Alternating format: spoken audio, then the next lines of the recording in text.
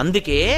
పెద్దవాళ్ళు ఒక మాట చెప్తారు, నీ జీవితం పండాలి అంటే నీకు పూజ వచ్చా రాదా వదిలి, నీకు వేదం తెలుసా తెలియదా వదిలిపెట్టేసేయి, నువ్వు ఉపనిషత్తులు చదువుకున్నావా చదువుకోలేదా వదిలిపెట్టేయి, రామాయణ భారత భాగవతాలు తెలుసుకున్నావా లేదా వదిలిపెట్టేయి, దక్షిణామూర్తి యొక్క మూర్తిని చూస్తూ కూర్చోవడం నేర్చుకో, అదొక్కటి నేర్చుకో చాలు. ఏమక్కర్లేదు, ఇంకా దక్షిణామూర్తిని పెట్టుకుని రోజు కాసేపు ఆయన్ని చూస్తే చాలు. మీకు నేను ఇంకా విచిత్రమైన విషయం చెప్పనా, చంటి పిల్లలు కొంచెం కొంచెం పెరిగి పెద్దవాళ్ళు అవుతున్నప్పుడు ఇంట్లో అందమైన దక్షిణామూర్తి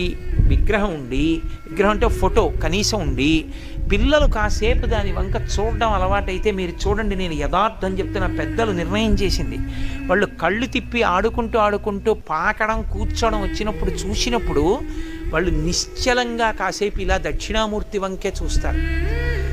పిల్లలు చిన్న